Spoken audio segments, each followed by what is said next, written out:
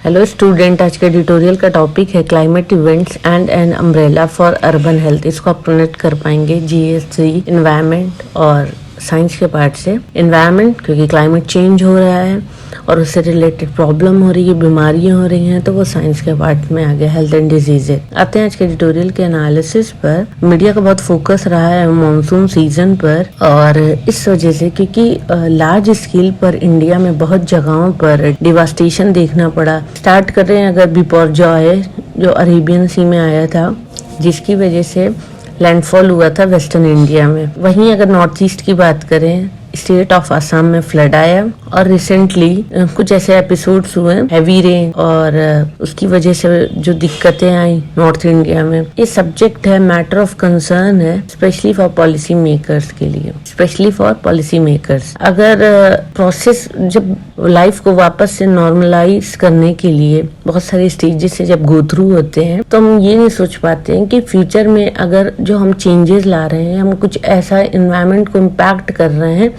कि फ्यूचर में चैलेंज हो सकता है। कॉमन वाटर और वेक्टर बॉर्न डिजीजेज जैसे कि typhoid, cholera, dysentery, leptospirosis, malaria, dengue, इस तरीके की बीमारी बहुत फैल जाती हैं जो रेन इफेक्टेड एरियाज होते हैं। इन एरियाज की जो कंडीशन होती है वो कंड्यूसिव होती है, जिसकी वजह से वाटर या वेक्टर बॉर्न डिजीजेज फैलते हैं। अगर पॉपुलेशन के पर्टिकुलर सेक्शन की बात करें जो अफेक्टेड होते हैं, अगर किसी भी तरीके का एक्सट्रीम क्लाइमेट इवेंट होता है, तो नो डाउट जो हाउस होल्ड अर्बन एरियाज के हैं, स्पेशली अगर बात करें urban areas less developed part जैसे कि स्लम और अर्बन सेटलमेंट कॉलोनीज, वो सबसे ज्यादा वल्नरेबल ग्रुप्स होते हैं। मेजॉरिटी ऑफ पीपल जो स्लम में रहते हैं या रिसेटलमेंट कॉलोनीज में रहते हैं, वो गरीब होते हैं या वो काम करते हैं informal sector of urban economy, जहां पर उन्हें कोई भी सोशल सिक्योरिटी बेनिफिट नहीं मिल रहे होते हैं। फाइंडिंग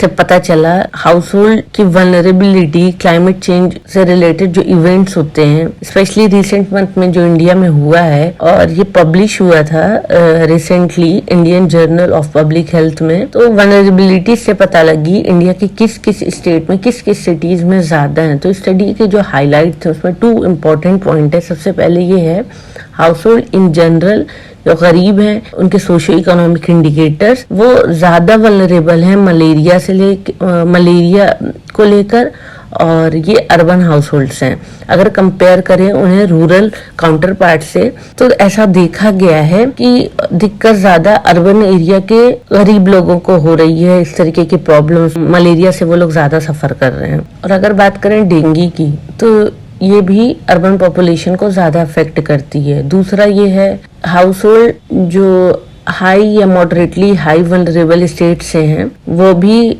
सफर करते हैं मलेरिया से बहुत। अगर बात करें पोस्ट मॉनसून सीजन के बाद, वाटर और vector borne diseases management officials high alert पर हैं और मॉनिटर कर रहे हैं और कोशिश कर रहे हैं इस तरह की डिजीजेस को रोकने की। और इस वक्त पर प्रेशर जो है उनके ऊपर काफी ज्यादा है। अगर डिजीज के फैलने को रोकना है तो जरूरी है एक सिस्टमैटिक और कोऑर्डिनेटेड एफर्ट, सिर्फ आपस में ही नहीं बल्कि स्टेट बिटवीन 2 स्टेट्स और मोर स्टेट्स, बिटवीन 2 और मोर स्टेट्स, आपस की स्टेट्स की भी रिलेशनशिप अच्छी होना जरूरी है। एक रीजन ये भी है कि लोगों का जो मूवमेंट है बिटवीन स्टेट्स में होता है, और वो कोऑर्डिनेट करें, मिटिगेट करने में, अडेप्ट करने में, ये सारे जो भी चैलेंजेस है उन्हें आपस में मिलकर डील करें। हमारा एक्सपोजर बढ़ गया है अनप्रेडिक्टेबल क्लाइमेट चेंज और एक्सट्रीम क्लाइमेट इवेंट को लेकर, और हमें जरूरत है रिबिल्ड करने की urban primary health care system, और इसे और कोशिश करें कि ये रेजिलिएंट हो, और फोकस करें जो वनरेबल अर्बन पॉपुलेशन है, स्पेशली जो अर्बन स्लम्स में रहते हैं या अर्बन एरिया के आसपास रहते हैं। एक रेजिलिएंट हेल्थ सिस्टम होगा तो वो रिस्पॉन्ड कर पाएगा, कोई भी इमरजेंसी सिचुएशंस आएंगी, और वो बेटर है कि वो पहले ही से एडवांस में ही प्रिपेयर रहे किसी भी क्राइसिस को डील करने के लिए।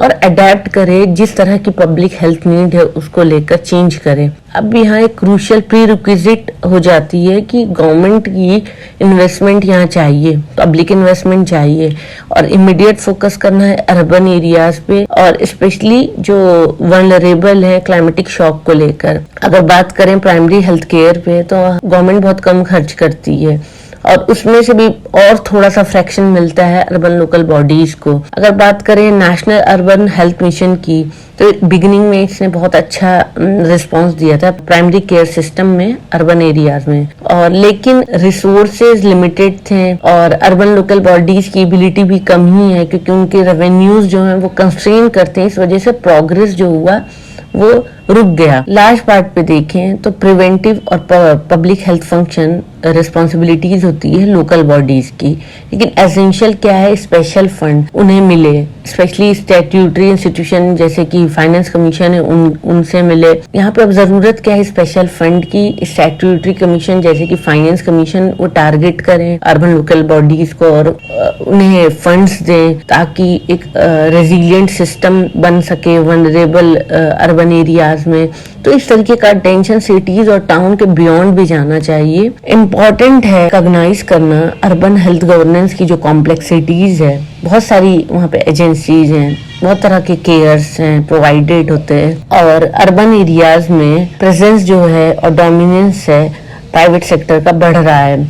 एक्सपीरियंस जो कोविड-19 पेंडेमिक में सबने फील किया था, सबने एक्सपीरियंस किया था, जिस तरह की पब्लिक हेल्थ इमरजेंसीज हुई थी, वहां पर एक ग्रेटर कोऑर्डिनेशन कोऑपरेशन की जरूरत थी। जितने एक्टर्स हैं in terms of knowledge, data sharing, preventive and curative function, treatment practices, और इन सब के अलावा regulation of rates and standard. वहाँ पे जरूरत थी सर्वेलांस की, इंफॉर्मेशन सिस्टम की, जैसे कि इंटीग्रेटेड डिजीज सर्वेलांस प्रोग्राम है, इसको जरूरत है यूनिवर्सलाइज करने की, कॉम्प्रिहेंसिव और स्ट्रेंथन करने की। अगर कॉम्प्लेक्स नेचर की बात करें हेल्थ और क्लाइमेट क्राइसिस की, तो करंट जो सिस्टम है वर्टिकल डिजीज कंट्रोल प्रोग्राम, उसको हटाकर एक कॉम्प्रिहेंसिव हेल्थ सिस्टम अप्रोच हम अख्तियार कर सकते हैं, जहाँ पर better public health management program हो सकता है। और इमीडिएट स्टेप की अगर बात करें तो हमें इंटीग्रेट करना चाहिए front line workers across various disease management program, और क्रिएट करना चाहिए एक कार्डर जो मल्टीपर्पज हो। Front line public health cadre urban areas में हो,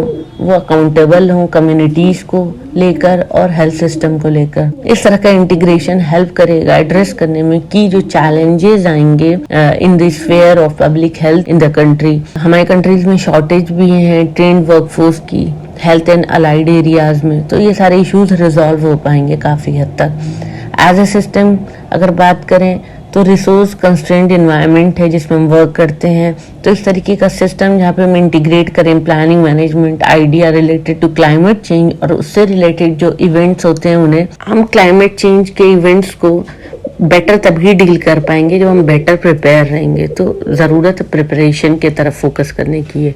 तो ये था आज का एडिटोरियल का analysis. Thank you for watching my video. Please share, like and subscribe.